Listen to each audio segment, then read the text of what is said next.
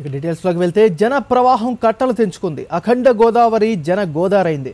ఎప్పుడు గోదావరికైనా వరదలు వచ్చేది, ఈసారి జనమే వెల్లువెత్తారు. ఉప్పెనల నదినే చుట్టుముట్టారు. రాజమండ్రి రహదారుల నిండా జనం. గోదావరి పుష్కర స్నానాలకు కని విని ఎరుగని విధంగా భక్తులు తరలివచ్చారు. వీధులన్నీ కిక్కిరిసిపోయాయి. స్నానఘట్టాలు ఇసుక వేస్తే రాలనట్టుగా ఉన్నాయి. ఏ క్షణంలో చూసినా స్నానఘట్టాలు జనంతో కిటకిటలాడుతూనే ఉన్నాయి. నగరంలోని పుష్కర రేవు నుంచి కిలోమీటర్ దూరంలో ఉన్న లింగాల రేవుకు కాలినడకన వెళ్లడానికే గంటల తరబడి సమయం పడుతోంది.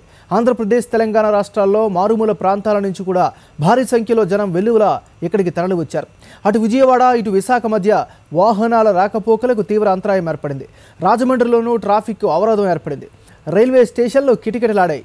ప్రభుత్వ లెక్కల ప్రకారం ఉభయ గోదావరి జిల్లాల్లో పుష్కరాలు మొదలైన 5 రోజుల్లో పుణ్య స్నానాలు చేసిన వారి సంఖ్య 1.5 కోటి దాటింది. శనివారం ఒక్కరోజే ఉభయ గోదావరి జిల్లాల్లో 65 లక్షల మంది స్నానాలు చేశారు. శనివారం అర్ధరాత్రి దాటేసరికి ఈ సంఖ్య 70 లక్షలకి చేరిందని అంచనా. నగరంలోని కోటిలింగాలు, పుష్కర, గౌతమి, సరస్వతి ఘాట్లతో పాటు 4 రోజులుగా రద్దీ అంతంత మాత్రంగా ఉన్న వైగ్రామ్, విశ్వేశ్వర, శ్రద్ధానంద తదితర చిన్న స్నాన ఘట్టాలకు కూడా జనం పోటెత్తారు. కోటిపల్లి, సోంపల్లి, జొన్నాడ, వాడపల్లి, అంతర్వేది వంటి క్షేత్రాలు, పశ్చిమ గోదావరి జిల్లాలోని కొవ్వూరు, నరసాపురం వంటి చోట్ల స్నానఘట్టాలు భక్త జనకోటితో నిండిపోయాయి.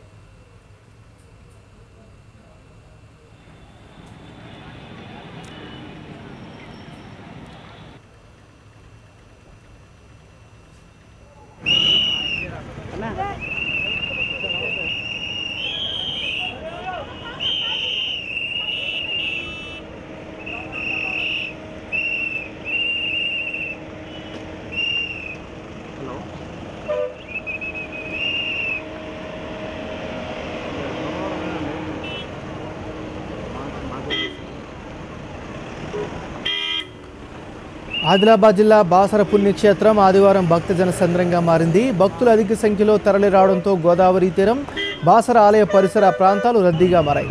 అర్ధరాత్రి నుంచే భక్తులు పుణ్యస్నానాలు ఆచరించి అమ్మవారి దర్శనం కోసం బారులు తీరారు. వేకువజామున 3 గంటలకు అమ్మవారికి అభిషేకం అనంతరం భక్తులకు దర్శనం కల్పించారు. సరస్వతి అమ్మవారి దర్శనానికి సుమారు 2 గంటల సమయం పడుతోంది. అదనపు DG BL Meena, senior IAS Parthasarathi అమ్మవారి దర్శించుకొని ప్రత్యేక పూజలు నిర్వహించారు.